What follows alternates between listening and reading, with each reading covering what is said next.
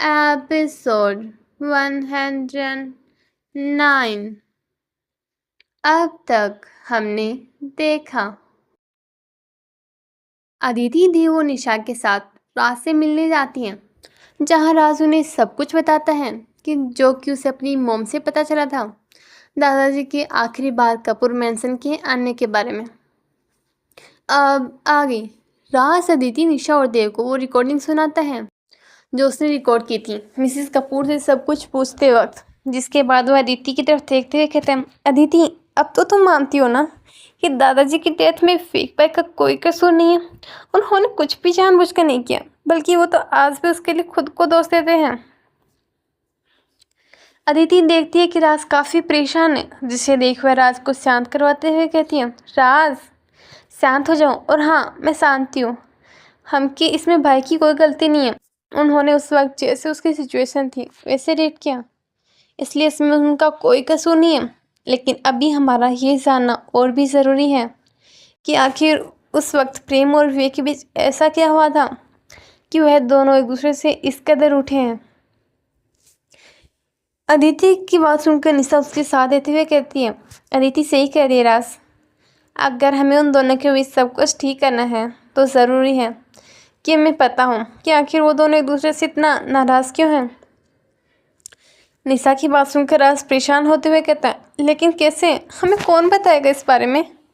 वो तीनों ही इस चीज़ को लेकर परेशान थे। यही देव जो उनकी बातें सुन रहा था, इस वक्त उसके दिमाग में भी कई सवाल थे जिनके जवाब उसे चाहिए थे, जिसे सोचकर उसे अंत में गहरी सांस लेकर कहा, इस बारे में शालिनी के अलावा कोई नहीं बता सकता, क्योंकि प्रेम और विवेक दोनों ही इस बारे में अब और बात नहीं करना चाहते। लेकिन शालिनी भी तो इससे जुड़ी है, तो उसे भी तो पता होगा ना। विवेक की बात सुनकर निशा उसकी तरफ देखकर कहती है, हाँ लेकिन उसे सब में लाना सही नहीं होगा। क्या पता उसे सब कुछ याद करके कितनी तकलीफ हो।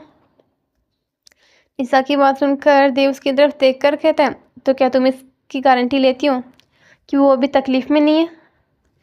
देव की बात सुनकर निशा कहती है, लेकिन इससे पहले वह अपनी बात पूरी करती थे उसे टोकते हुए कहता, लेकिन कुछ नहीं होता निशा, अगर हमें सच जानना है तो हमें शालिनी से ही पूछना होगा। और वैसे भी क्या पता हम उससे पूछकर उसकी तकलीफ़ बढ़ाने की जगह कम कर रहे हो। वैसे भी तकलीफ़ बताने से ही कम होती है। वे की बात पर निशा ने एक बार फिर कहना चाहा, पर लेकिन इस बार अदिति ने उसे टोकते हुए कहा, देव सही कह रहे निशा, हमारे पास अभी इसके अलावा कोई ऑप्शन नहीं है, इसलिए हमें शालिनी भाभी से ही पूछना होगा। यह कहकर अदिति एक नज़र राज की तरफ देखती है, जिसे देख राज अपनी पलकें झपकाते हुए कहते हैं, ठीक है, फिर कल हम सब मेरे घर मिलते हैं। वैसे भी कल भाई की एक मीटिंग है, जिस वजह से उन्हें लेट हो जाएगा, और मॉम डैड भी कल किसी रिश्तेदार से मिलने जा रहे हैं, तो ऐसे में कल हमारे पास एक अच्छा मौका भी है भाभी से सब कुछ जानने का। राज की बात पर तीनों अपनी सहमति देते हैं, जिसके बाद तीनों कुछ और बातें करके वहाँ से अपने घर के लिए निकल जाते हैं। तीनों कार में बैठे थे, पर तीनों के दिमाग में अलग अलग ही दुनिया चल रही थी। जहाँ देव और निशा राज की कई बातों के बारे में सोच रहे थे कि आखिर क्या है पास्ट जिस वजह से दोनों के बीच में इतनी दूरियां बन गई हैं, और क्या सच है और क्या झूठ। वहीं अदिति के दिमाग में फिर से डाइवोर्स की बातें चल रही थी। अब उसे घर जाने के बाद डाइवोर्स पेपर पर साइन करना होगा, जिसके बाद वह प्रेम से हमेशा हमेशा के लिए अलग हो जाएगी। ये ख्याल आते ही उसे काफ़ी तकलीफ हो रही थी, लेकिन अभी उसके पास और कोई रास्ता भी नहीं था, इसलिए वह अपने आंसुओं को जल्दी से साफ करके खुद को शांत करती हैं और बाहर की तरफ देखने लगती हैं। लेकिन उसके दिमाग में तो अभी भी उथल पुथल चल रही थी। बहरहाल तीनों अपनी सोच में गुम सिंघानिया विला की तरफ से आने लगते हैं। वहीं दूसरी तरफ प्रेम अदिति देव और निशा के जाने के बाद से ही अदिति से कैसे बात करें और उसे कैसे समझाए, इस बारे में उसे कुछ समझ नहीं आ रहा था। वह अपनी सोच में गुम था कि तभी उसे देव की कार की आवाज़ आती है, जिसे देख वह समझ आता है कि वह तीनों वापस आ गए हैं। इसलिए वह जल्दी से उठकर मेन डोर के पास जाता है और उनके आने का इंतज़ार करने लगता है। वहीं अदिति देव और निशा अंदर आते हैं, जहां वो लोग प्रेम को डोर पर खड़ा देखता है तो देव और निशा मुस्कुराने लगते हैं। वहीं अदिति के चेहरे पर कोई भाव नहीं आते। जिसे देख प्रेम को थोड़ा बुरा लगता है, लेकिन फिर भी प्रेम मुस्कुराते हुए कहता है, आगे तुम लोग। प्रेम की बात सुनकर अदिति तीखे स्वरों में कहती है, क्यों नहीं आना था क्या? अदिति किस तरह बात करने पर प्रेम को बुरा लगता है, लेकिन फिर भी वो उससे कुछ नहीं कहता और अपनी बात को क्लियर करने की कोशिश करते हुए कहता है, नहीं मेरा वो मतलब नहीं था, मैं तो बस। लेकिन इससे पहले वह अपनी बात पूरी कर पाता, अदिति उसे बीच में टोकते हुए कहती है, अंदर चलते हैं, मैं थक गई हूँ। यह कहकर अदिति प्रेम को इग्नोर करते हुए आगे बढ़ जाती है। वहीं प्रेम को ये देखकर बुरा लगता है, लेकिन वह कुछ नहीं कहता और उसके पीछे पीछे आने लगता है। वही और निशा और देव को भी प्रेम के लिए बुरा लगता है, लेकिन वह जानते थे कि इसमें अदिति की भी कोई गलती नहीं है, इसलिए दोनों भी शांति से उनके पीछे चले जाते हैं।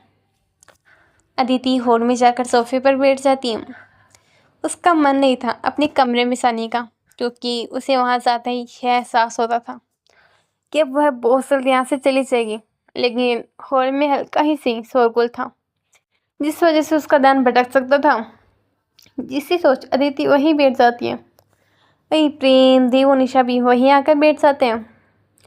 तभी प्रेम कुछ सोचते हुए बोलता है, अदिति मैं सोच रहा था कि। लेकिन उससे पहले प्रेम अपनी बात पूरी कर पाता, अदिति एक बार फिर से टोकते हुए कहती है, बोलो क्या सोच रहे थे?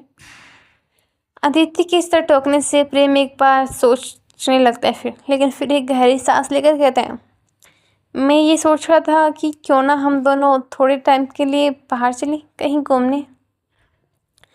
यह कहकर प्रेम एक नज़र अदिति की तरफ देखते हैं और ये अदिति एक नज़र प्रेम के पास देखती है, फिर कुछ सोचने लगती है।